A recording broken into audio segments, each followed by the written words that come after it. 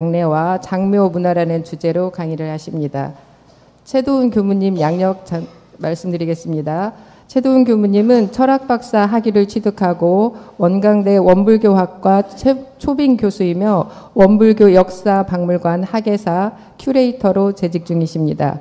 최 교무님은 삶과 죽음, 장례 문화에 큰 관심을 갖고 죽음 준비 강사, 장례 지도사, 노인 심리 상담 1급 자격증을 취득하였으며 저서로는 낯설지만 떠나는 여행이 있습니다. 이 책은 2019년 우수도서로 선정되기도 했다고 합니다. 최도훈 교무님을 큰 박수로 환영해 주시기 바랍니다.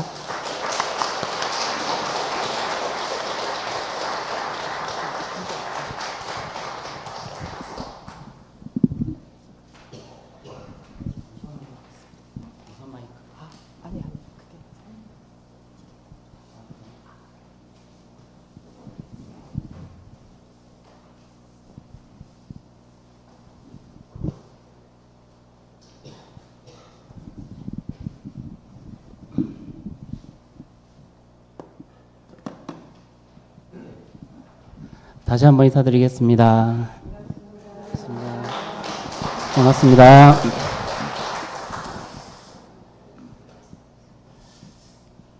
좀 나가서 해야 돼.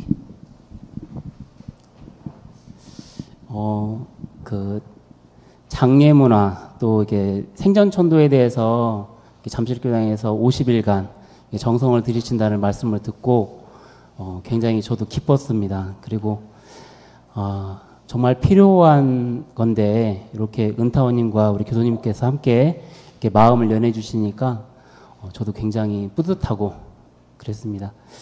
저 오시기 전에 혹시 제가 어떤 사람인지 짐작하셨나요?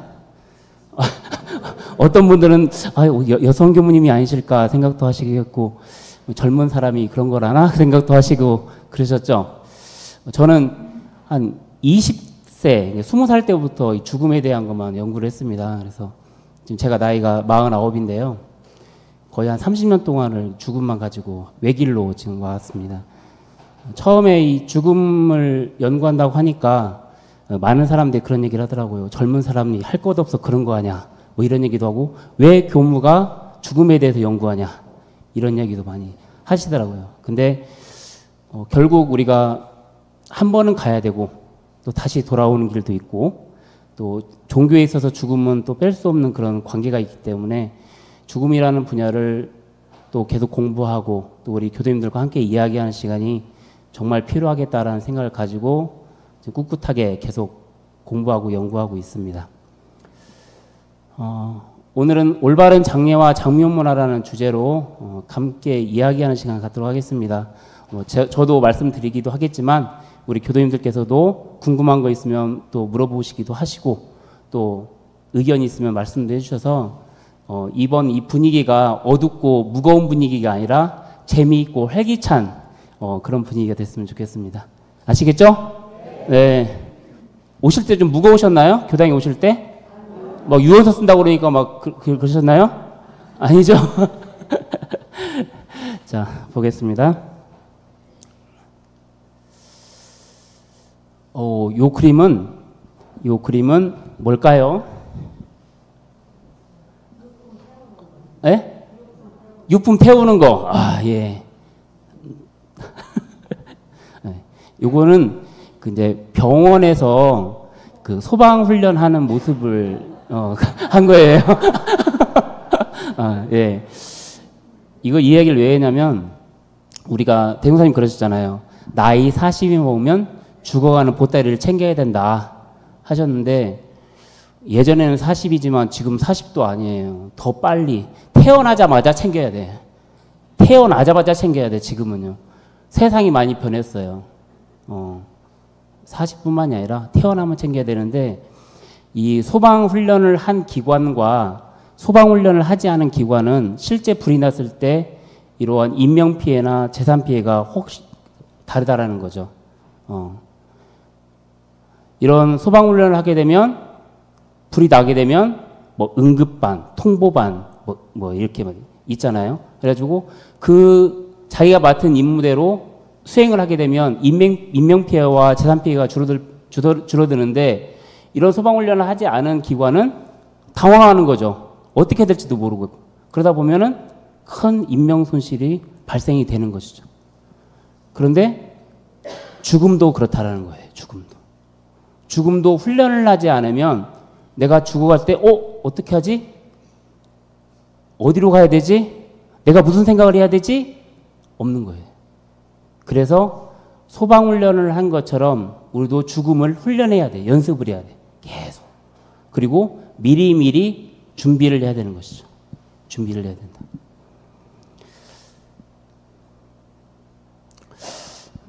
우리는 좀 죽음을 꺼리는 문화가 있습니다. 왠지 죽음 얘기하면은 그거 나중에 얘기하게. 지금 분위기 좋은데 밖에 벚꽃도 폈고 꽃도 많은데 왜 그걸 얘기해? 꽃구경이나 가게. 이런 얘기 많이 하잖아요. 그렇죠? 죽음 얘기하면 왠지 나하고는 거리가 먼 것 같고 왠지 생각하면 안 될 것 같고 그러죠. 그래서 엘리베이터에 보면 4층이 없죠. F층이라고 되어 있습니다. 4층이 없고 F층이라고 되어 있죠. 그리고 전화번호에도 4자는 웬만하면 안 쓰려고 그래요. 전화번호도. 근데 저는 이제 죽음을 좋아하는 사람이라 전화번호를 받을 때 4자가 최대한 많이 들어있는 번호로 안 되실까요? 그랬더니 뭐 하시는 분인데 그러세요? 그랬더니 장례식장에 계세요? 아니, 그런 건 아닌데 4자 많이 들어. 사사사사로 끝나는 거 없나요? 그랬더니 그런 거 다 가져갔대요. 장례식장에 다 가져갔대요. 그래서 사사사사는 없대요. 그래서 제가 0414예요. 그래서 4자 2개는 받았습니다. 그래가지고 번호가 4자 했는데 제가 이제 아시는 분 계시겠지만 제가 영모면에도 6년 동안 근무를 했었거든요. 영모면에서. 영모면은 묘지도 있고 봉안당도 있고 자연장도 있는데 이제 그 봉안당을 이렇게 설명하는 때가 있었어요. 그래서 이제 오셔서 미리 준비하신다고 이렇게 설명해 드리니까 이 자리가 좋긴 좋은데 꺼리는 거예요. 그래서 왜 그러세요? 그랬더니 4단이잖아요. 1, 2, 3, 4단이잖아. 4단만 아니면 이 자리에 오고 싶은데 4단이라서. 그랬더니 옆에 있는 직원이 아이고 그런 말씀 마시라고. 우리 원불교 교도님들은 4단 좋아하신다고. 왜요? 그랬더니 법신불 사은이잖아요. 천지은, 부모은, 동포은, 법률은. 4단인데 사은을 얼마나 챙겨주시는데 4단. 그래요? 그럼 제가 할게요. 해가지고 4단을 또 이렇게 분양을 했습니다. 이렇게. 그래서 이 사라고 하는 문화 굉장히 우리가 꺼리기도 하고 그렇기는 하지만 생각하기 나름이라는 거예요. 생각하기 나름. 생각하기 나름이다. 자, 요 한자가 무슨 글자죠? 맞아요. 장사 지낼 장자죠. 장사 지낼 장자예요. 이 장사 지낼 장자를 잘 살펴보면 그래요. 사자 가운데 잘 발견 잘하셨네요. 자, 맨 위가 이게 풀초자예요. 풀초. 자, 그리고 맨 밑에도 풀초자예요. 예전에 우리 인류가 처음에 어디서 살았을까요? 풀밭에서 자연에 살았죠. 동굴에서 살았대. 동굴. 그래서 동굴에 살았는데 동굴에서 살고 있는데 어느 날 아침에 딱 일어나 보니까 아버지가 안 일어나시는 거예요. 그러니까 깨워온 거예요. 아버지 일어나세요. 안 일어나셔. 그래서 아버지가 깊이 잠드셨나 보다. 기다렸고 하루 이틀 계속 잠을 주무시는 거예요. 근데 냄새가 나요. 그러니까 돌아가신 거예요. 돌아가셨는데 이제 어떻게 몸이 부패가 되고 있는 거죠. 그러니까 냄새가 나니까 어쩔 수 없이 아버지를 모셔다가 동굴 바깥으로 이렇게 모셔다 놓고 막 사냥으로 다녀요. 그러다 보니까 동물들이 그 아버지의 시신을 훼손하는 모습을 보게 됩니다. 그러니까 안 되겠다. 이래서는 안 되겠다. 그래가지고 밑에다가 풀을 깔아요. 그래 놓고 아버지 시신을 그 위에 올려드리고 다시 그 훼손되는 모습이 보이지 않도록 다시 풀을 위에다 깔아요. 그랬더니 이 모양이 된 거예요. 풀을 깔고 시신을 올려드리고 다시 풀을 깔아놨어요. 그랬더니 장사 지낼 장자가 이렇게 만들어진 거예요. 그런데도 동물들이 풀을 해치고 다시 또 시신을 훼손하기 시작하는 거예요. 그래서 안 되겠다. 그래가지고 땅을 파가지고 광중을 만들어서 그 안에 모시고 흙을 덮어요. 그랬더니 또 흙을 또 파요. 동물들이. 그래서 흙을 쌓고 쌓아서 더 이상 쌓지 않을 때까지 만들어 놓은 것이 봉분이에요, 이제. 그래서 봉분 모양이 만들어진 거예요. 그러니까 이런 봉분 자체가 단순히 어떤 분들은 집 모양이다, 어떤 분은 임산부의 배 모양이다, 뭐 이렇게 얘기를 하는데 이제 거기에서 출발을 하게 되는 것이죠. 그래서 자녀가 오죽했으면 아버지, 어머니의 시신이 훼손되지 않도록 쌓고 쌓아서 큰 봉분을 만들어서 훼손되지 않도록 이렇게 했다라고 하는 것이죠. 자, 이건 뭐예요? 조자. 아, 잘하시네, 조. 자, 조. 이 조자는 이제 아까 시신이 있었잖아요. 가만히 놔뒀는데 동물들이 해치니까 사람이 활을 들고 지키는 거예요, 이렇게. 그래가지고 동물이 오면 활을 쏘아가지고 동물이 못 오게 하는 거예요. 그래서 활궁자가 이렇게 있죠. 서서 부모님을 지키는 거예요. 그래서 이런 글자도 이렇게 만들어졌다라고 하는 겁니다. 죽음에는 3원칙이 있어요. 모든 사람은 같이 한번 해볼까요? 시작. 모든 사람은 다 죽어요. 돈이 많고 권력이 있고 명예가 있어도 결국은 다 가게 돼요. 그죠? 어떠한 종교를 가지고 있어도 그렇고 종교가 없어도 그래요. 두 번째는 시작. 언제 죽을지 몰라요. 언제 죽을지 몰라. 그래서 나는 나이 40이 아직 안 됐으니까 나중에 나는 지금 보니까 건강해. 그러니까 한 10년 후에 준비하자. 이런 사람이 있죠. 근데 언제 죽을지 모르는 거예요. 제가 어디에서 왔어요? 저 어디서 왔을 것 같아요? 원불교 역사박물관이 어디에 있어요? 익산에 있죠. 네. 익산에서 SRT를 타고 올라왔습니다. 아침에 타고 올라왔어요. 근데 올라올 때도 저는 어떤 마음을 가졌냐면 무사히 잘 올라갔으면 좋겠다 생각했어요. 다른 사람은 편하게 올라가잖아요. 근데 SRT를 타고 올라올 때도 열차 사고가 나지 않게 조심히 잘 올라가서 오늘 같이 법회 이야기를 같이 나눴으면 좋겠다 생각하고 올라왔습니다. 왜냐하면 언제 죽을지 모르니까. 제가 뭐 죽음 연구했다고 해서 오래 살지는 않아요. 자, 세 번째. 시작. 어디서 어떻게 죽을지를 모른다. 어디서 어떻게 죽을지 몰라요. 그러니까 이게 죽음의 3원칙이에요. 죽음의 3원칙. 그러기 때문에 죽음 준비를 해야 되는 거예요. 죽음 준비를 하는 이유가 바로 여기에 있는 거죠. 이렇지 않으면 죽음 준비 안 해도 돼요. 내가 언제 죽을지를 알고 어디서 어떻게 죽을지를 알면 준비 안 해도 됩니다. 당에서 미리 한 일주일 전부터 열심히 준비해서 벼락치기로 공부하면 돼요. 근데 죽음 준비는 벼락치기가 안 통해요. 미리미리 조금씩 꾸준히 하나씩 해야만 가능한 거죠. 그래서 이 죽음의 3원칙 때문이라도 우리가 죽음 준비를 해야 됩니다.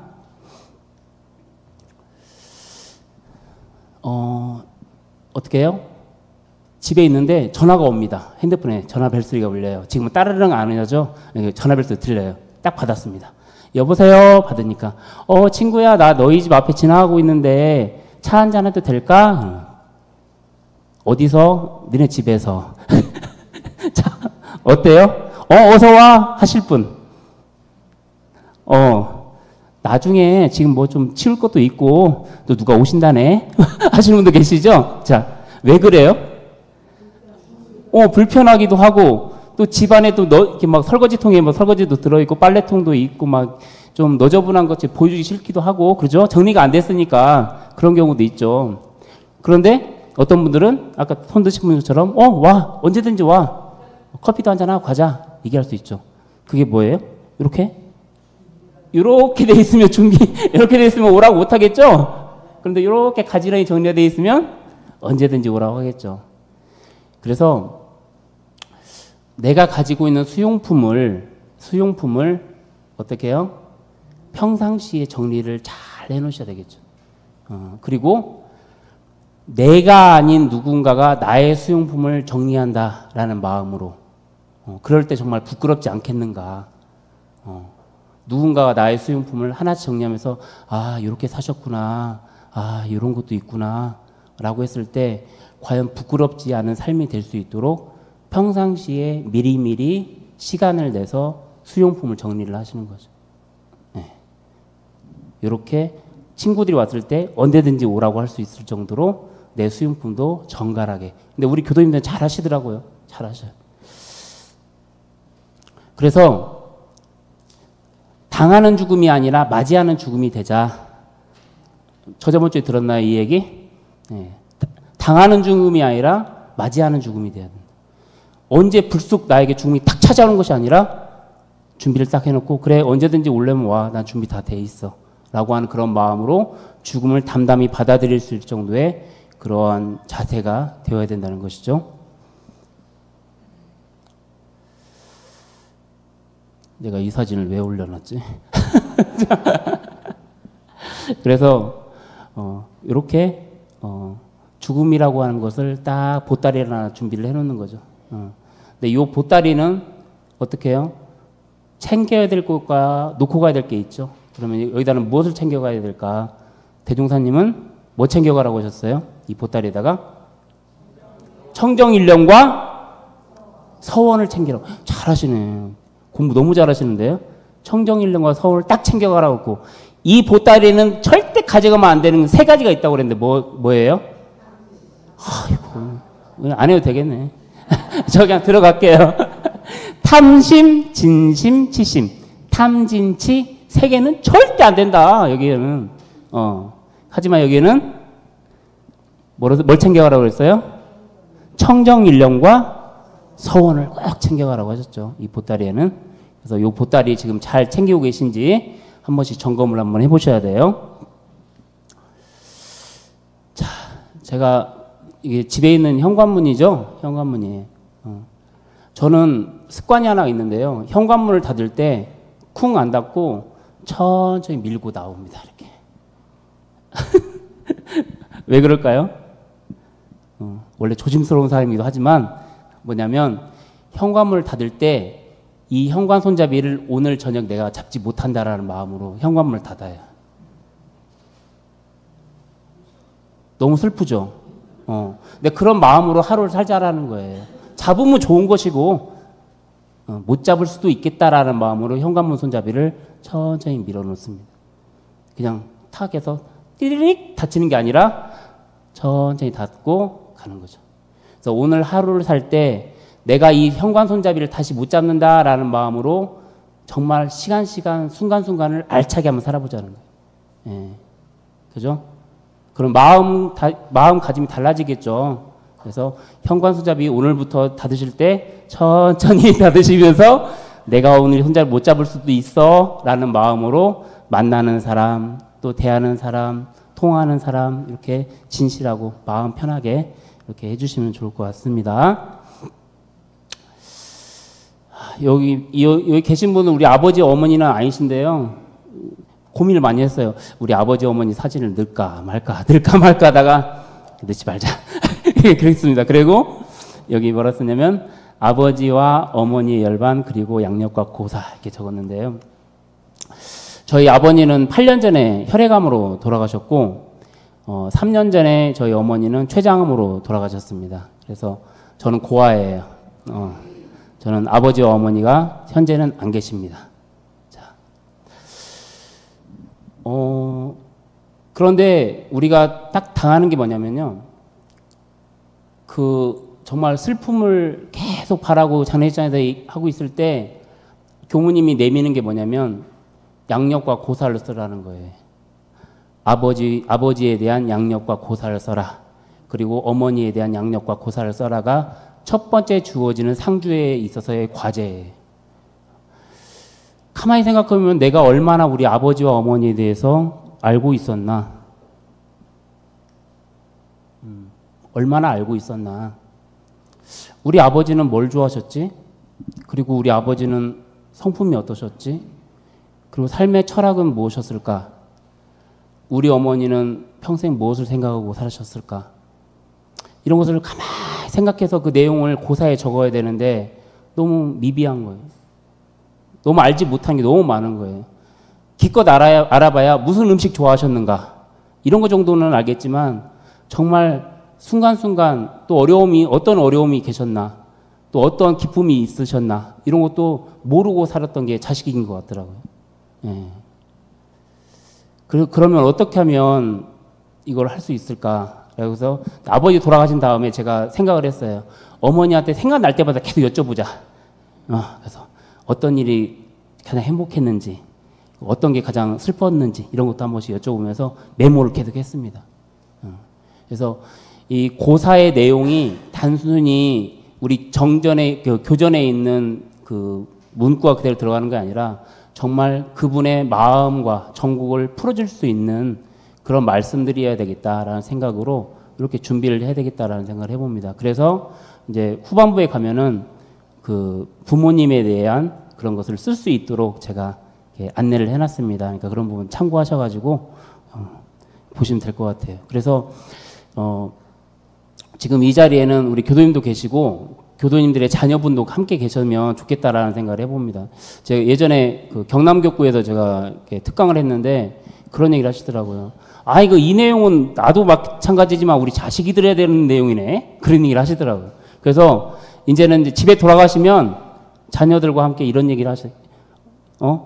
야, 이거 있잖아. 나에 대해서 알 수 있도록 이렇게 이런 항목으로 준비해 놓으면 좋겠더라. 너 나에 대해서 얼마나 알고 있냐? 이렇게 얘기하시면서 하시면 더욱더 좋겠습니다. 그리고 이제 인생이라는 무대에서 최고의 작가로 만들어 드리자. 이런 얘기를 한번 하고 싶어요. 왜냐면, 저희 아버지는 이렇게 만드시는 걸 굉장히 좋아하셨습니다. 그래서 어머니께서, 아이고, 뭐 좀 필요한데? 그러면은 사러 가시기 전에 집안을 쑥 둘러봐가지고 만들 거 있는 거 봐가지고 그거 몇 가지를 갖고 조합을 해서 하나를 발명품을 만들어버려요. 그러면 어머니가 그것도 쓰시는 거죠. 그러면서 아버지 안 가시고 계속 지켜보셔, 이렇게. 그럼 왜? 그럼 쓰는 거 보려고, 쓰는 거 보려고. 그래갖고 잘 쓰는가 못 쓰는가 보시면 그게 뿌듯하신 거예요. 그래서 그 모습을 계속 보시는 거예요. 그리고 곳곳에 못을 많이 시골집이니까요. 곳곳에 못을 많이 박아놨고 이 정도 높이에는 거울을 달으면 좋겠다. 그럼 그 자리에 못을 박아놓고 또 농기구 같은 것도 직접 만들어가지고 사용도 하시고 어머니도 뭐 어디 제가 지금도 못 버리는 옷 중에 하나가 뭐냐면 작업복인데 헝겊을 대가지고 이렇게 기어오는 거예요. 손바느질로 해놓는데 제가 그 옷을 못 버리고 지금도 있어요. 왜냐하면 어머니께서 직접 저 작업할 때 밖에 작업할 때 입으라고 만들어주는 옷이라 제가 지금도 못 버리고 그대로 가만히 있습니다. 어떤 사람들은 아 버려 다 낡아가지고 못 쓰겠네. 아니라고 이건 죽을 때까지 갖고 있을 거라고. 그래서 가지고 있는 것도 있습니다. 그러면 보통은 작가라고 하면 무언가에 훌륭하고 특별하신 분인데 그게 아니라 우리 부모님들은 모두가 다 작가예요, 작가. 농기구 하나, 호미 하나 만들고 칼자루 하나 다시 만들어갖고 쓸 수 있게 만들어주고 이곳에 박은 못은 어머니가 키가 요만하니까 이렇게 봤을 때 잘 보이라고 이만한 높이에서 못을 박아놓고 또 어머니가 손바느질하고 양말 기어가지고 구멍 난데 메꾸는 거 이거 다 작품이잖아요. 남들이 봤을 때는 아무것도 아닌데 다 작품이라는 거예요. 그것을 사진을 찍기도 하고 또 몇 가지는 가지고 있기도 하면서 아버지와 어머니를 영원히 추모할 수 있는 그런 작품이 됐으면 좋겠고 또 부모님을 그러한 작가로 만들어드리면 좋겠다라는 생각을 해봅니다. 예. 그래서 사진도 찍어놓고 한두 개 갖고 있으면서 나중에 이게 어떻게 열반 기념제나 또는 초제, 2제, 3제, 4제, 5제, 6제, 종제 때까지 그 제 때마다 하나 두 개씩 전시를 해놓고 이야기를 하는 거, 스토리텔링을 하는 거죠. 이게 내가 몇 살 때 이렇게 해주셨는데 지금도 기억이 난다 하면서 그 어머니와 아버지를 이렇게 추억할 수 있는 그런 거면 좋겠다라는 생각을 해서 지금은 이렇게 사진도 잘 가지고 다니잖아요, 휴대폰. 그래서 그런 거 찍으면 좋겠다라는 생각을 해봅니다. 그래서 나중에 집에 가시면 나 작가 좀 만들어줘라 그러셔요. 작가 좀 만들어달라고. 그래서 이렇게 천도제나 기념제 때 작은 전시회를 여는 거죠. 그래서 회상도 하고 추억도 하고 또 부모님에 대한 감사도 하고 정말 이렇게 살아야 되겠다라는 다짐도 할 수 있도록 이러한 물건 하나 같은 거 이렇게 해주시면 좋겠습니다.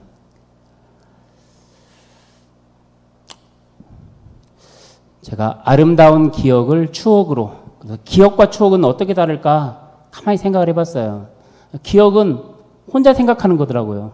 근데 추억은 함께 생각하는 거더라고요. 그래서 기억이 추억이 될 수 있는 방법은 없을까? 그런 생각을 해봅니다. 그래서 제가 지금 생사노트 쓰고 계시죠? 생사노트 쓰고 계시죠? 예. 어제 뭐 쓰는 날이었어요? 그렇죠. 유언서 쓰는 날이었죠? 예. 어제 유언서 쓰는 날이었어요. 그래서 생사노트를 쓰고 또 2탄으로 만들고 있는 게 뭐냐면 이 추억노트예요. 추억노트. 어디 있죠? 여기 추억노트. 그래서 생사노트는 뭐냐면 내가 이 생을 정리할 때 하나씩 하나씩 자신천도를 위해서 작성하는 노트가 생사노트라면 추억노트는 뭐냐면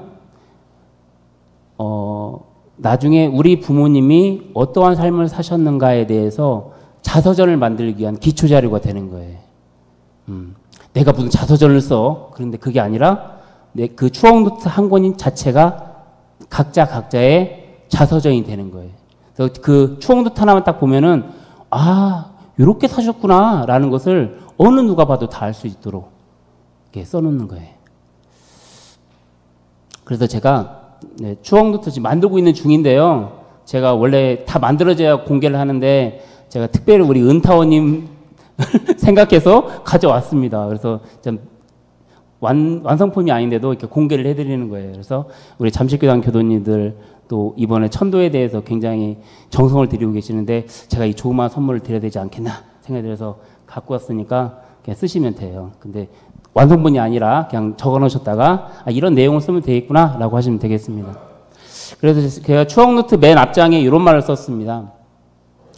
이 추억노트는 일생을 돌아보며 신중하게 정리한 내용입니다. 이 세상에 저를 알리고 내가 누구인지를 알 수 있는 소중한 자료가 될 것입니다. 만일 제가 다시 일어설 수 없게 될 때에는 이 추억노트에 적힌 대로 실행해 주시길 바랍니다. 라고 이렇게 마음을 적어봤습니다. 그래서 이 추억노트를 보고 내가 원하는 게 무엇인지 그리고 나를 어떻게 줬으면 좋겠다라고 하는 건지 그런 내용도 함께 적을 수 있도록 이렇게 해놨습니다. 그래서 이제 추억노트의 맨 앞장인데요. 여기에는 이제 사진을 하나 딱 놓는 거예요. 제가 2014년에 유럽을 놀러 간 게 아니라 장묘문화 답사 때문에 간 적이 있습니다. 한 9개국을 돌아다녔는데요. 그런데 신기한 걸 하나 발견했어요. 가보니까 묘비 앞에 사진이 있는데 다 젊으셔요. 젊은 분들만 돌아가셨더라고요. 그래서 외국은 이렇게 젊으신 분이 많이 돌아가셨구나 라고 딱 자세히 보니까 78세에 돌아가셨네? 80 몇 세에 돌아가셨네? 그런데 어떻게 해요? 사진은 자기 인생의 최고의 전성기 때 사진을 딱 해놓으신 거예요. 파마도 막 쫙 해놓고 막 멋진 옷도 입고 그런 옷을 해놓으셨더라고요. 가장 멋진 때, 나의 황금기, 가장 전성기 때의 사진을 딱 여기에 올려놓으시는 거예요. 네, 추억노트에. 자, 그리고 제가 이제 죽음을 이렇게 표현해봤어요. 낯설지만 떠나는 여행 아닐까. 그래서 책 제목도 그렇게 쓴 거예요. 낯설지만 떠나는 여행. 여행은 여행인데 낯설은 여행이죠. 왜? 한 번도 안 가봤으니까. 그래서 죽음을 낯설지만 떠나는 여행. 자, 낯설지만 떠나는 여행을 위해서 인생의 추억을 한 권의 노트에 남겨봅니다. 라고 했어요. 그래서 나의 생일, 그리고 성별, 혈액형, 나의 성품은 어떤지, 강직한지, 내성적인지, 외향적인지 뭐 이렇게 쭉쭉 적어놨습니다. 이 외에 다른 게 있으면 또 적으시면 되는 거고요. 그 다음에 작성 기간이 있습니다. 언제부터 언제까지 그렇게 적어놓고 작성자는 본인 이름을 적고 여기에다가 사인을 딱 해놓으시면 되겠죠. 지금 이 시간은 어제 돌아가신 분들이 그토록 살고 싶었던 내일이라는 사실을 우리는 알아야 합니다. 그래서 원기 109년 4월 6일 날 돌아가신 분은 오늘을 느낄 수가 없고 오늘의 일기를 볼 수가 없는 것이죠. 그래도 그분은 오늘을 그렇게 살고 싶었던 분들이라고 하는 것. 근데 그 날을, 그 태양을, 그 하늘을 지금 우리는 볼 수 있다라는 거. 너무나 행복한 일이죠.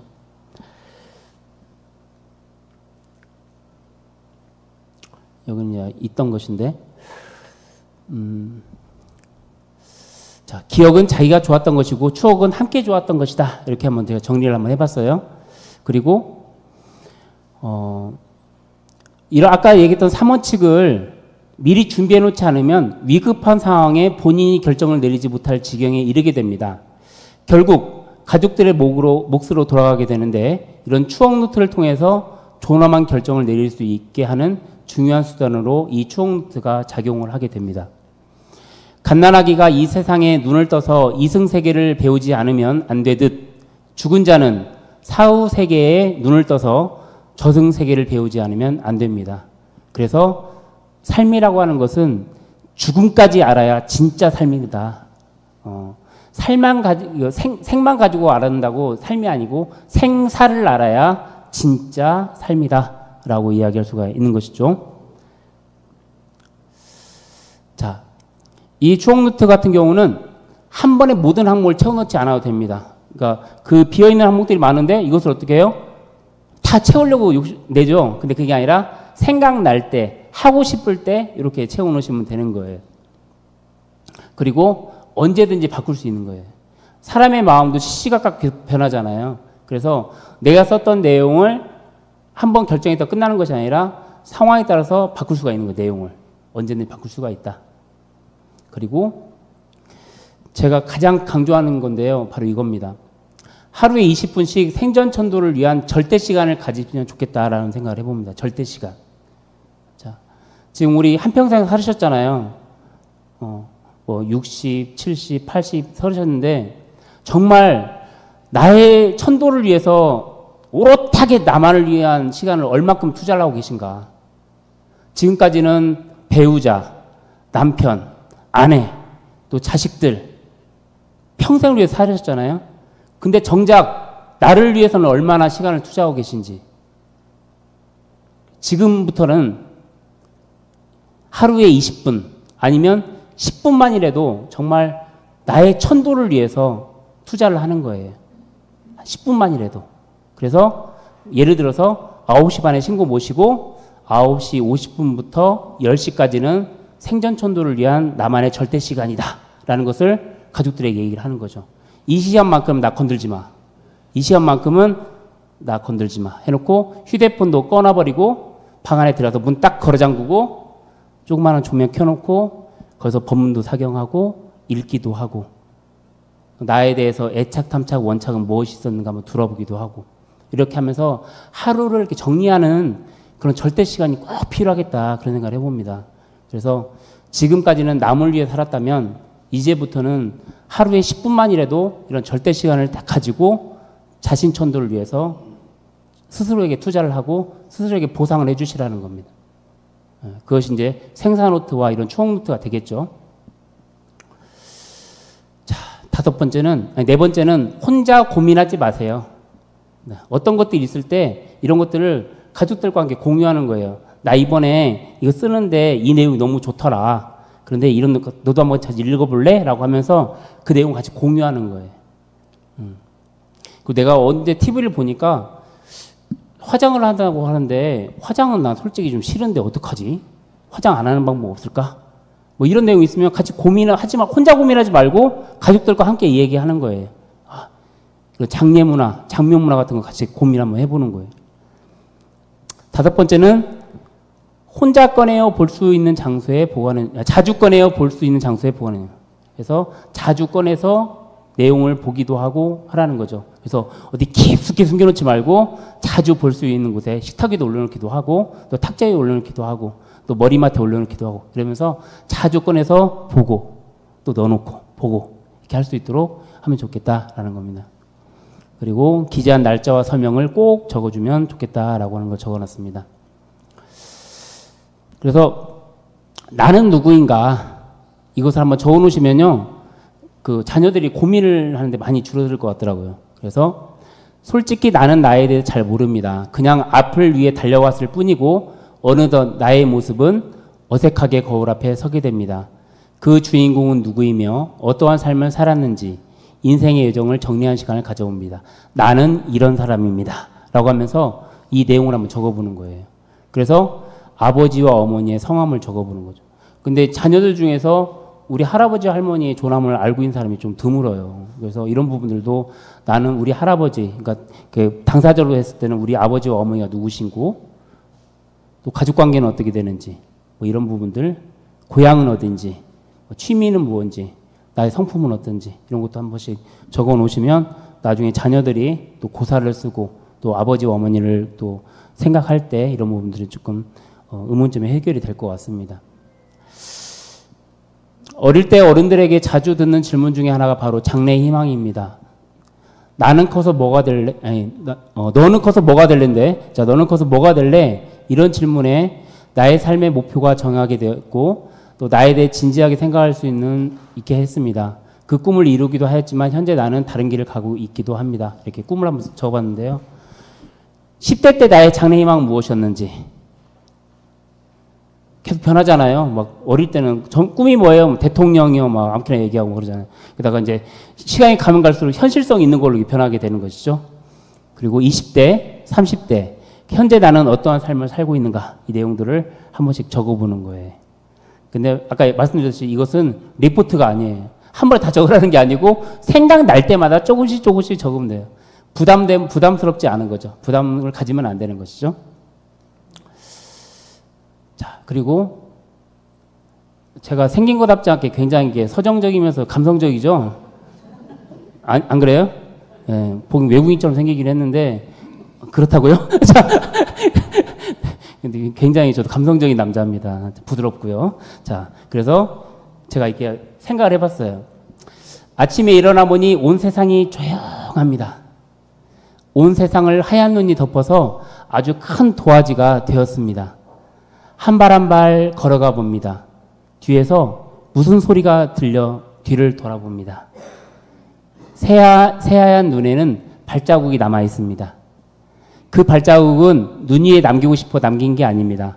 그냥 걸어갔을 뿐이고 그에 따라 자연스럽게 나타난 것이 발자국입니다.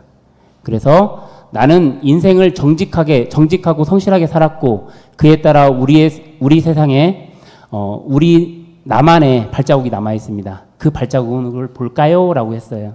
그래서 우리가 걸어갔는데 나도 모르게 어떻게 해요? 발자국이 저절로 생겼죠.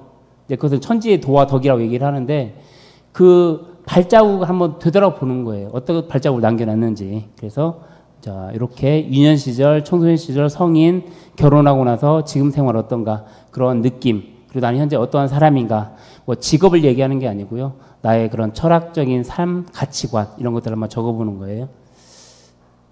자, 그리고 이제 희로애락을 한 번씩 적어보는 거예요. 그래서 내 지금까지 삶에 있어서 가장 기쁜 때가 언제인지, 그리고 가장 힘들었을 때는 언제인지, 그리고 가장 슬플 때는 언제였는지, 그리고 마지막으로 가장 기쁜 일은 무엇이었는지 이것들 한번 적어놓으면 자녀들이 아 우리 아버지 어머니가 이렇게 사셨구나, 이때가 가장 기뻐하셨구나, 나를 낳을 때 그렇게 기쁘셨다고 막 이런 것도 있죠. 그래서 그런 내용도 할 수가 있는 거예요. 이제 유언서를 한번 얘기를 해보도록 하겠습니다. 자, 유언서는 중요한 게 뭐냐면요, 내가 떠나고 유족들을 위해서 필요한 부분은 뭘까? 이걸 생각하는 거예요. 유언서를 작성할 때 첫 번째는 내가 떠나고 난 다음에 우리 가족들을 위해서 필요한 부분이 무엇일까? 아무리 여쭤보고 싶지만 여쭤볼 수가 없잖아요. 그런 것을 미리 적어놓는 거죠. 자, 그리고 두 번째는 자기의 인생 정리와 남기고 싶은 이야기를 적어놓는 겁니다. 유언서의 내용 중에 자기 통장은 어디 계좌 신한은행에 있고 뭐 제일은행에 있고 이런 게 중요한 게 아니고요. 지금은 다 원스톱 시스템이 돼 있어가지고 그분의 주민등록번호만 넣으면은 금융 계좌가 싹 나옵니다. 통장에 돈은 얼마 있고 부채는 얼마가 있고 막 다 나와요. 그래서 굳이 뭐 비밀번호 적어놓고 할 필요가 없습니다. 그러니까 그런 건 안 적어도 되고요. 정말로 내가 우리 자식들에게 무슨 말을 해주고 싶은지 그런 내용을 적어주고, 자녀뿐만이 아니라 내가 삶을 살아오면서 사람들에게 살다 보면 정말 애증이라는 게 있잖아요. 그죠? 사랑하는 것도 있고 싫어하는 것도 있는데 이런 것들을 한 번씩 적어보는 겁니다. 그래서 이제 이런 내용들이 사전 의료 의향서가 있고, 이거 사전 의료 의향서는 이제 전에 하셨으니까 좀 빨리 넘어갈게요.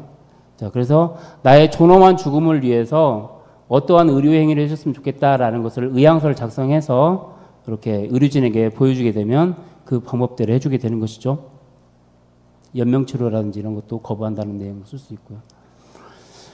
사전 장례 의향서입니다. 그래서 나는 어떠한 장례를 하고 싶다라는 것을 미리 의향을 밝혀놓는 겁니다.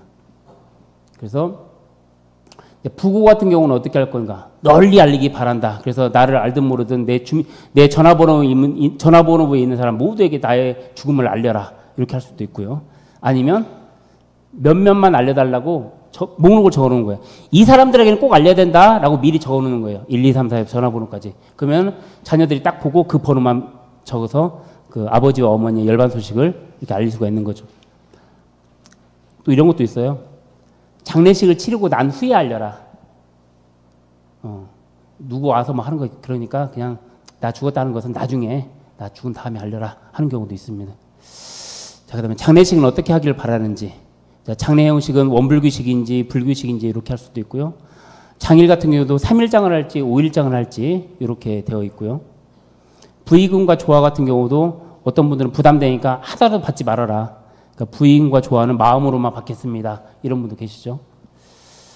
자, 음식 대접은 당연히 잘 대접해 드려야 되겠죠. 염습, 그다음에 수의 같은 거 이따 얘기할 거고요. 관, 시신 처리, 화장하는 경우 유골은 어떻게 할 건가. 그래서 뭐 봉환당이나 뭐 자연장을 할 건가. 매장을 하는 경우에는 어디다 모실 건가. 기타 영정사진이나 재단 장식이나 배경음악 등 이런 것도 있고요. 제가 이제 예전에 한번 놀란 적이 하나 있는데 어떤 교무님이 열반하셨는데 교무님 자녀가 춤을 굉장히 잘 춰요. 그러니까 아버지 장례 입장에서 앞에서 춤을 추더라고요. 노래 틀어놓고. 지금 생각하면 이상하죠. 근데 아버지가 평소에 그 아기가 춤추는 모습이 그렇게 기뻐하셨대. 그러니까 그 앞에서 춤을 추는 거예요. 지금은 이게 어색하지가 않습니다. 그리고 욕먹을 짓도 아니에요. 그래서 이 장례식의 주인공은 고인이에요. 다른 사람이 아니에요. 고인이에요. 그래서 고인을 3일 동안 생각하면서 해보는 것이죠. 자, 생전 장례식이라는 거 들어보셨나요? 생전 장례식. 장례식이 돌아가신 다음에 장례식을 치르는 게 아니라 살아있을 장례식을 미리 치르는 거예요.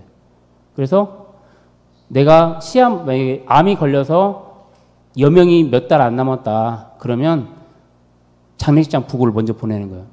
내가 조만간 너희들을 못 볼 것 같으니까 나를 보고 싶은 사람은 몇 월 며칠 몇 시까지 어느 카페로 와라. 아니면 어디 공공장소 하나 정해가지고 그곳에 와라 라고 하는 거예요. 그러면 그 딱 받은 사람이 이거 어떻게 하지? 옷은 어떻게 입고 가지? 검은 옷을 입고 가야 되나? 부의금을 챙겨야 되나 말아야 되나 고민하겠죠? 근데 그럴 거 없어요. 뭐라고 써있어요? 그냥 나를 보고 싶은 마음만 가지고 와라. 그래서 이제 그 사람들이 와가지고 이야기하는 거죠. 그때 좋았던 추억도 얘기하고 못했던 말도 하기도 하고 그러면서 장례식을 미리 치르는 거예요. 돌아가신 다음에 장례식 치러가지고 보지도 못하고 말도 못하는데 와서 뭐 하겠습니까? 그래서 정말 주인공이 있는 장례식을 치르려면 이렇게 생전 장례식도 괜찮겠죠. 그래서 이제 이런 것을 실제적으로 우리나라에서 하신 분이 2-3명 정도 있으십니다. 실제적으로. 그리고 이것은 이제 뭐 어디서 왔는가가 중요하진 않은데 일본에서 넘어오긴 했어요. 그런데 이런 부분들도 한번 좋은 것도 우리가 한번 해볼 수 있잖아요. 그래서 그렇게 해볼 수 있겠고 아까 얘기했던 유언서, 그 다음에 사전 의료 의향서, 사전 장례 의향서 써놨나 다음에? 안 썼구나. 그것은 3개가 뭐냐면 한 세트에 세트. 그 3개를 어떻게 해요? 같이 봉투에 넣어가지고 보관을 해야 되는데 보관할 때는 어떻게 하냐면 깊숙이 보관하는 것이 아니라 다른 가족들이 알 수 있는 곳에서 보관해야 돼요. 그래서 2사람. 첫 번째는 자기 가족한테, 배우자라든지 아니면 우리 집에 자주 오는 큰아들한테 알려주든지 누구한테 알려주고 혹시나 내가 무슨 일 당하면 그 첫 번째 서랍 열어봐. 거기 보면 나에 대한 거 다 들어있으니까 그거 보고 나 그렇게 해줘라 라고 미리 얘기를 하는 거예요. 그래서 첫 번째는 가족에게, 2번째는 누구한테 얘기냐면 친구에게 혹시나 우리 가족이 갑자기 어떤 일이 발생이 되면 네가 우리 집 와갖고 그 2번째 서랍 열어보면 그게 있거든. 그러니까 그거 갖고 해줘야 된다 하고 친구한테 얘기를 하는 거예요. 요새는 가족여행이 많아가지고요. 혹시 어떨지 몰라요. 그러니까 이 2사람한테는 꼭 알려줘야 됩니다. 배우자라든지 가족에게 한 명 알려주고 하나는 친구에게 알려줘서 그렇게 나의 죽음이 존엄한 죽음이 될 수 있고 나를 영원히 추구할 수 있도록 그러한 것들이 작용할 수 있도록 해주셔야 됩니다. 자, 100 빼기 1은 0이래요. 이게 무슨 말인가요? 예? 100에서 1자를 지워버리니까 0이 된다고요? 이런 정답은 처음 들어보면 기발하십니다. 네. 자, 그것도 되겠고요. 다음에 또 써먹을게요. 자, 이렇게 하고, 자, 100번 잘하다가 한 번만 잘못하면 빵이에요. 그러잖아요. 그죠? 우리 남편도 우리 아내도 그렇게 잘하다 한 번만 서운하게 하면 옛날 잘했던 거 다 없어져 버려요. 금돈 몇 반지 뭐 사준 거 다 생각도 안 나고 다 없어져 버려요. 그래가지고 100번 잘하고도 한 번만 잘못해버리면 그동안 잘했던 것은 다 물거품 돼버리는 거예요. 100 빼기 1은 0이다. 이게 어디가 써있냐면 식당 가니까 써있더라고요. 식당 갔더니 100 빼기 1은 0 해가지고 궁금해가지고 냉면집 갔는데 궁금해하고 사장님 잠깐만요. 저 뭔 말이에요? 손님들에게 우리가 100번 잘하다가 한 번만 잘못하면 안 온다. 그래서 써놓은 거라고 그 얘기 하시더라고요. 100 빼기 1은 0이다. 이 마음으로 사람들에게 계속 잘했으면 좋겠다. 그래서 애착, 탐착, 원착이라고 하는 부분도 결국 이러한 마음이잖아요. 우리가 그 사람을 나는 아무 생각 없이 해줬는데 그것이 어떻게 그 사람한테는 큰 돌덩이가 돼가지고 마음이 딱 자리하고 있는 거예요. 그래서 그 사람 볼 때마다 마음이 불편하고 안 좋은 거죠. 근데 그것이 딱 자리 잡고 굳어버리면 이제 그런 마음이 가지고 있다가 열반을 하게 되면 문제가 커지겠죠. 시간이 별로 없으면 큰일 났네. 이건 했고. 그러면 생전천도가 왜 중요할까? 저는 7이다 써놨습니다. 왜 7이냐면 사람이 딱 죽잖아요. 그러면 마음이 7배가 강해진대요. 7배가. 럭키 세븐의 세븐이 아니라 7배가 강해진대요. 그래서 살아있을 때는 이거 먹을까? 그럼 딱 먹으면 되고 먹을까? 사람들이 보니까 이따 딱 가면 먹어야 되겠다 할 수 있잖아요. 이 몸을 딱 버리고 나면은 의식 7배가 강해가지고 먹어야지 그러면 어떻게해서 먹는 거예요. 저 친구한테 가야지 그럼 가버리는 거예요. 그래서 7배가 강한 의식으로 움직이는 거죠. 그래서 나는 살아있어 라고 하면은 죽은 다음에는 천도가 안 되는 거예요. 아무리 힘을 쓰고 당신은 죽었으니 청정일념을 챙겨야 되고 애착, 탐착, 원착을 놓아야 됩니다. 얘기해도 안 들어. 고집이 세진 거예요. 7배가. 그래서 살아있을 때 스스로에게 천도를 해야 되는 거예요. 생전천도가 이유가 그거예요. 그리고 사람이 딱 죽잖아요. 그러면 의식이 비유적으로 뭐라고 하냐면 우뭇가사리처럼 변한대요. 그래서 물에 보면 이렇게 흔들리는 그런 것처럼 내 영혼과 내 의지가 그렇게 바로 가는 것이 아니라 그렇게 먼 뭐에 흔들려버리고 또 청황전도되고 그렇게 된다는 거죠. 그래서 살아있을 때 천도를 정확하게 해야 된다. 생전천도가 그래서 필요한 것이다 라고 해서 죽음 준비라든지 이런 것들이 꼭 필요하다고 할 수가 있겠습니다. 자, 그럼 천도제는 왜 지내야 됩니까? 라고 많이 물어보잖아요. 천도제 안 지내면 안 됩니까? 근데 시간이 40분까지 되려나 모르겠네. 자, 일단은 청정일념을 챙기게 하는 거다. 영가로의 청정일념. 깨끗한 한마음을 챙기게 하는 거예요. 제가 오늘 SRT를 타고 왔는데요. 한 3번 탔나? 그런데 오는데 수석이 내리잖아요. 익산역 타고 오는데 타고 올 때는 밖에 풍경이 다 보여요. 근데 평택 지제역부터는 지하로 가더라고요. 지하로 가서 수서역까지는 지하로 가더라고요. 그때부터는 밖에가 어두워요. 아무것도 안 보여요. 아무것도 안 보여요. 근데 그 밖의 모습이 그렇게 보고 싶더라고요. 안 보이니까. 이 청정일념이라고 하는 것도 우리가 원래 볼 때는 그런 밖에 생각이 다 보이는 거예요. 그런데 무언가에 가려져 버리면 깨끗해 보이지가 않는 거예요. 그러니까 청정일념을 챙겨야만 내가 제대로 볼 수가 있는 거죠. 그래서 천도제를 통해서 청정일념을 더욱더 챙길 수 있게 해주는 게 바로 천도제입니다. 두 번째는 착심을 녹여드리는 거예요. 그래서 천도제를 통해서 그 고인이 가지고 있던 애착, 탐착, 원착이라고 하는 이 세 가지에 대한 부분을 조금씩 녹여드리는 겁니다. 천도제를 지냈다고 해서 바로 일시 없어지는 건 아니에요. 하지만 천도제를 지냄으로써 영가에게 또 그 다음에 제주들에게 이러한 고인이 가지고 있는 이런 착심을 녹여드리는 것이고, 세 번째는 명복을 빌어드리는 거예요. 그러니까 명복을 빌어드리는데 헌공등으로 해서 명복을 빌어드리는 겁니다. 또 모르는 사람들은 그 고인을 빌미로 영업하는 거 아니냐 이런 얘기를 하는데 아니죠. 고인을 위해서 복을 열리게 해드리는 거예요. 헌공을 통해서. 그래서 그것이 교화, 교육, 자선 사업에 그대로 쓰여질 수 있게 해드려야 된다는 것이죠. 그래서 천도제라고 하는 것은 살아있는 사람이 주가 되는 것이 아니라 돌아가신 분이 주가 되어서 주가 된다는 사실을 새롭게 우리가 인식을 해야 한다고 하는 것입니다. 자, 이제 올바른 장례문 한번 보도록 하겠습니다. 수의 다 준비하셨나요?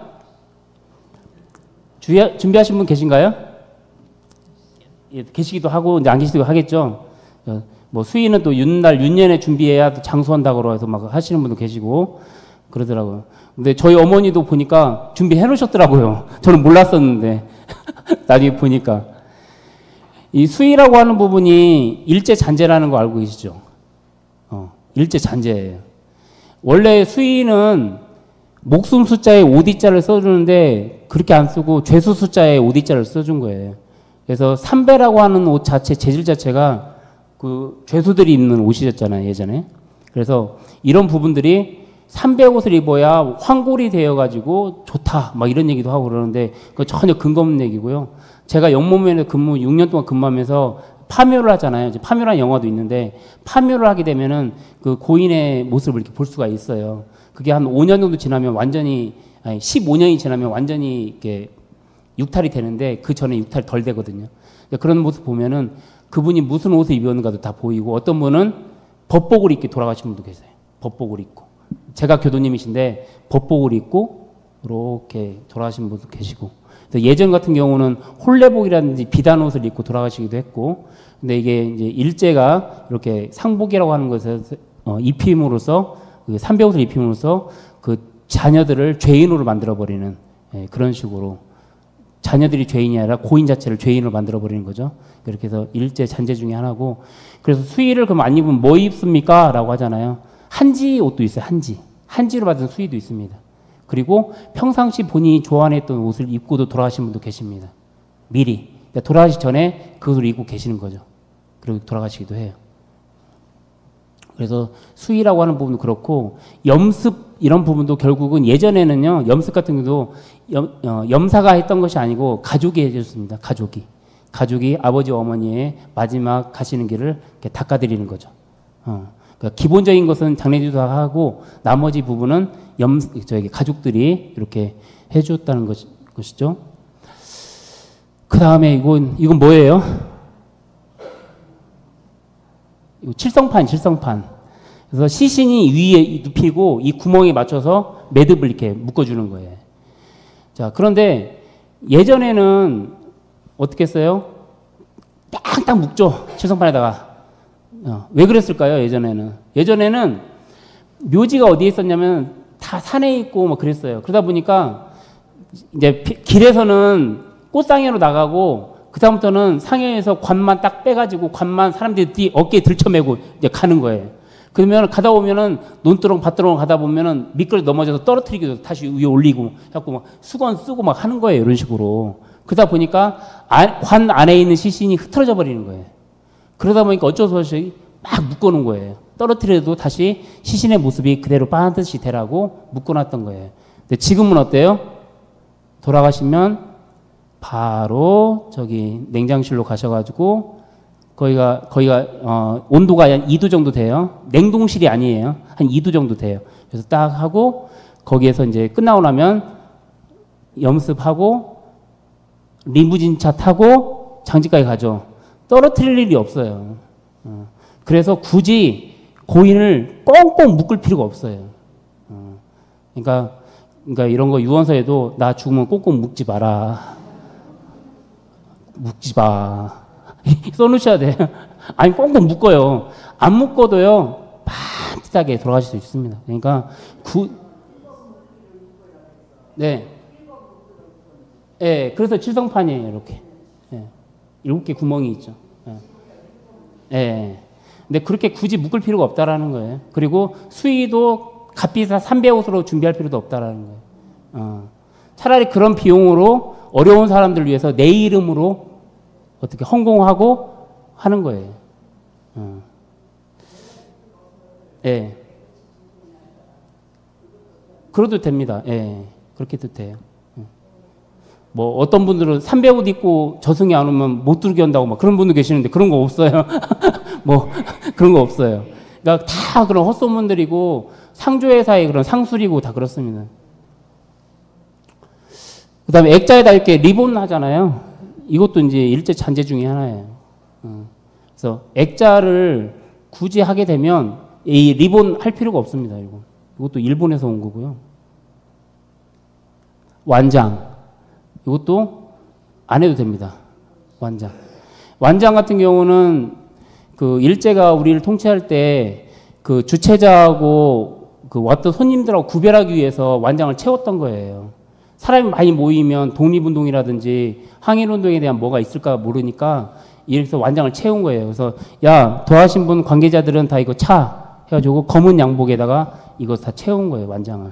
그런데 한술 더 떠가지고 상조회사에서 줄을 긋기 시작했죠. 한 줄, 두 줄, 세 줄, 막 그래요. 그 세 줄짜리는 맞상주, 두 줄짜리는 상주, 한 줄짜리는 뭐 외손, 아무것도 없는 사람들은 뭐 이런 식으로 해가지고 이 계급장처럼 이렇게 만드는 거예요. 그것은 이제 상조회사에서 만든 거예요. 줄을 그은 것은. 내 줄 긋기 전에 그냥 이렇게 삼배로 만든 이 완장은 일제가 만든 겁니다. 의례준칙을 만들면서 거기에다 넣은 거예요. 그래가지고 이렇게 한 거예요. 그래서 우리는 어떻게 하기로 했어요? 복표만 딱 차는 거잖아요. 복표만 차면 돼요. 그러면 아, 상주구나. 그리고 저 지금 누가 돌아가셨구나라는 것을 알 수가 있는 것이죠. 그 다음에 이제 재단 장식 이렇게 꽃으로 막 이렇게 하잖아요. 이것은 2000년대에 이제 일본에서 넘어온 장묘문화, 2000년 장례문화. 그래서 2000년대에 일본에서 이렇게 꽃 재단 장식을 이렇게 거기는 국화로 하죠, 국화. 그래서 국화로 이렇게 장식을 했던 것이 우리나라에 돌아오면서 뭐 국장이라든지 이런 거 할 때도 꽃으로 화려하게 하고 막 그러잖아요. 이런 것도 다 넘어온 잘못된 문화입니다. 이게 대종사님 발인식장의 사진인데요. 대종사님 발인식장의 사진은 이렇게 종이로 만든 꽃이에요. 지화. 그리고 이 앞에 또 있는 철화, 철로 만든 꽃이에요. 그래서 지화와 철화를 가지고 이렇게 발인식장을 이렇게 꾸몄습니다. 대종사님의 발인식장의 모습이에요. 그리고 이렇게 화단을 이용해서, 화분을 이용해서 이렇게 열방기념제라든지 제를 지내는 교당도 있습니다. 과천교당 같은 경우가 이런 예인데요.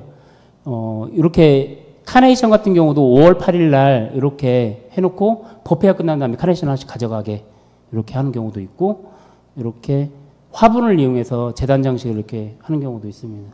네. 과천교당의 모습이고 이렇게 하기도 하고. 그래서 원불교 장례의 방향을 보면 첫 번째 여유와 사색이 있는 장례시면 좋겠다. 그래서 3일장을 치르는데 첫날은 손님들 밭일하고 정신없고요. 둘째 날도 피곤하고 셋째 날은 아침부터 바빠요. 화장장 가야 되니까. 새벽부터 오고 막 사람들은 와가지고 그 기준에는 꽃 가져가려고 그러고 막 정신이 없습니다. 그래서 정말 여유와 사색이 있는 장례식이 되면 좋겠다. 그래서 정말 고인을 생각해서 고인을 추억할 수 있는 그런 장례식이 될 수 있도록 여유와 사색이 있으면 좋겠고, 또 화분을 이용한 재단 장음이라든지 또 고인의 뜻에 따른 헌금을 활용을 하면 좋겠다라고 얘기를 했는데요. 실제적으로 그 부모님의 이름을 써가지고 정말 어려운 곳에, 그래서 뭐 선풍기를 몇 대 사가지고 들이더라도 그 밑에다가 누구누구 증 해가지고 그 선풍기 바람을 쐴 때마다 그 고인에 대해서 추억할 수 있게 하고 기도할 수 있게 이렇게 해주면 좋겠어요. 그냥 뭐 이 헌금금은 교단의 교화, 교육, 자선 사업에 활용됩니다라고 하지 말고, 그런 것도 있긴 하겠지만 그 실질적으로 그 내가 낸 헌금금이 누구에게 어떻게 쓰여졌는가 이렇게 좀 되면 좋겠다라는, 그 중에 일부가 어떻게 쓰여졌으면 좋겠고 나머지는 교화, 교육, 자선 사업에 쓰여지고 이런 식으로 해주면 좋겠다라는 생각입니다. 그래서 그리고 또 당신이 평상시에 내가 죽으면 내 헌금금은 어디다 좀 했으면 좋겠다라는 것을 미리 밝혀놓으시면 거기에 맞게 이렇게 해줄 수가 있잖아요. 살아계실 때 잘하자 이런 얘기를 합니다. 그래서 돌아가셔서 아무리 재단 장식 꽃 화려한 꽃에다 모시는 거 중요한 게 아니라 지금 꽃 폈을 때 밖에 나와서 구경하고 설렁탕이라도 한 그릇 드시게 하고, 또 리무진 차, 긴 차 나중에 돌아가신 다음에 모시기보다는 살아 계실 때 내 조그마한 차에 모시고 밖에 구경도 다니고, 그래서 살아 계실 때 좀 잘하자라는 얘기를 해봅니다.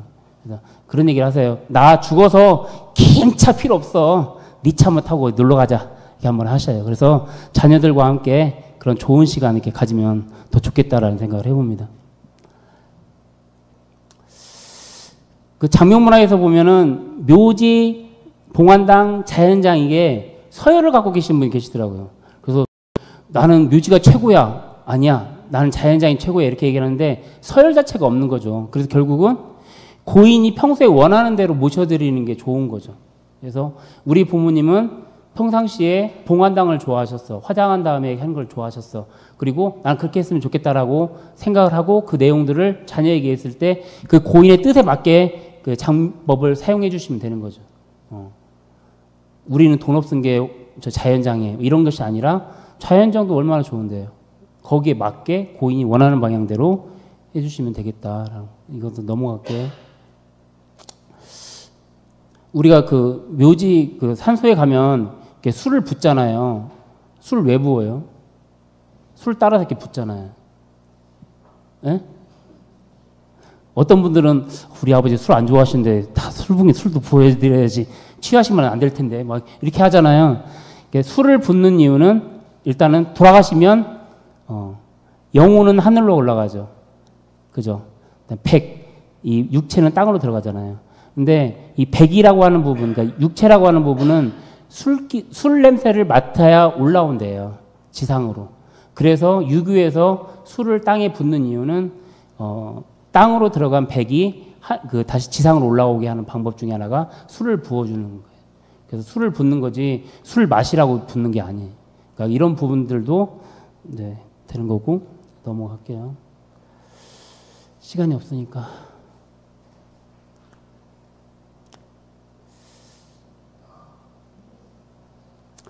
가톨릭 같은 경우와 이제 개신교와 다른 게 뭐냐면은 그 생사원에 있어서 연옥이라는 데가 있어요. 연옥은 뭐냐면 지옥과 천국의 중간 단계. 근데 거기서는 정화라는 거래요. 깨끗이 만들어요. 그런데 이 사람 봤을 때 천국에는 못 갈 것 같은데 지옥에 갈 사람은 아니야. 그러면 어디에 있냐면 우리가 중음에 있듯이 가톨릭 사람들은 연옥이라는 곳에 있어요. 그래서 가톨릭을 믿는 사람들은 연미사라는 걸 통해서 그분이 천국에 갈 수 있도록 기도를 해드리는 거예요. 그래서 가톨릭 사람들은 사람이 죽으면 죽은 사람이 먼저 중심이 되는 거예요. 돌아가신 분을 위해서 우리가 어떻게 할까 생각을 하고, 개신교 사람들은 그게 먼저가 아니에요. 왜냐하면 하나님이 필요해서 불러갔다라고 하는 거예요. 그러니까 당연히 천국에 가셨을 거야 라고 생각하기 때문에 죽은 사람이 먼저가 아니라 남아있는 유가족들을 더 먼저 챙기는 거죠. 그게 이제 같은 기독교에서 개신교하고 가톨릭의 그런 그 생사관이 좀 다르기 때문에 이제 그렇게 좀 다른 거고요. 이제 우리 원불교는 넘어가고, 충모의 개념 같은 경우도 아까 그런 그 최고의 전성기 때의 사진을 이렇게 서양에서는 한다라고 하는 부분들.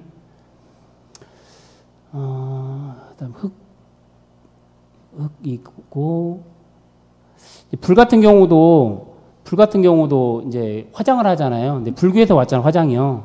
근데 거기에 보면은 다비식을 할 때 식순 중에 하나가 거화라는 식순이 있어요. 거화는 이제 그쪽에 스님의 주지 스님이 그 다비장에다 불을 옮기기 전에 횃불을 들고 하는 얘기인데 이런 얘기를 합니다. 이 불은 탐진치 삼독의 불이 아니라 부처님의 지혜 광명이다. 그래서 이 지혜 광명의 불을 그 고인에게 붙여드린다라고 하면서 거화를 하거든요. 그래서 그 불교 신자들은 화장이라고 하는 거에 대해서 거부감이 전혀 없습니다. 왜냐하면 부처님도 하셨으니까.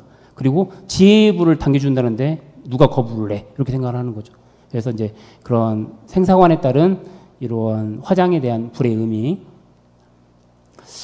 그 사천도에서 정성 들이는 방법. 그래서 만사 성공의 비결은 절대 시간을 가지고 오래오래 계속해야 된다라는 거죠. 그래서 우리가 정신수양, 사리연구, 작업지사에서 공통적으로 들어가는 문구가 바로 이 오래오래 계속하면이 들어가요. 오래오래 계속하면 못 이룰 게 없는 거죠. 생전천도도 오래오래 계속해야 된다. 그래서 절대 시간을 가지고 오래오래 계속하면 우리가 생존초도를 할 수 있다라고 할 수가 있겠습니다. 그리고 가족과 친구들에게 얘기할 때도 대화 주제를 죽음으로 한 번씩 가져보는 거죠. 야, 너 서로 이렇게 막 자랑만 할 게 아니라 너는 죽음 어떻게 생각해? 너 나중에 죽으면 화장할 거야, 매장할 거야? 뭐 이렇게 하면서 얘기하는 거예요. 그러다 보면 말이 나오는 거잖아요. 대화 주제가 단순히 드라마 있는 내용 가지고 할 게 아니라 이러한 한 번씩은 이렇게 죽음을 가지고 주제를 가지고 얘기를 해보는 거죠. 너는 언제 가장 행복했니? 라고 얘기하면서 서로 간에 이런 이야기를 하면서 대화 주제를 가지고 죽음으로 이끌어가는 것. 그것도 굉장히 중요하겠습니다. 그리고 생사노트와 추억노트 이런 것도 가족들과 꺼내놓고 같이 읽어보면서 나는 이때 가장 행복했다라고 하면서 얘기를 해보는 거죠. 그래서 이런 생사노트와 추억노트가 가족들끼리 대화 주제가 되기도 합니다. 자, 그래서 좀 빠르게 지나가긴 했지만 여기까지 해서 올바른 장례와 장묘 문화에 대해서 이렇게 말씀드리는 시간을 가졌고요. 또 제가 식사 같이 하면서 궁금한 내용 있으시면 여쭤보시면 제가 같이 말씀드리고 또 하도록 하겠습니다. 그리고 또 2부 타임에 또 유언서 작성 시간에 또 함께 하도록 하겠습니다. 이상 마치겠습니다. 감사합니다.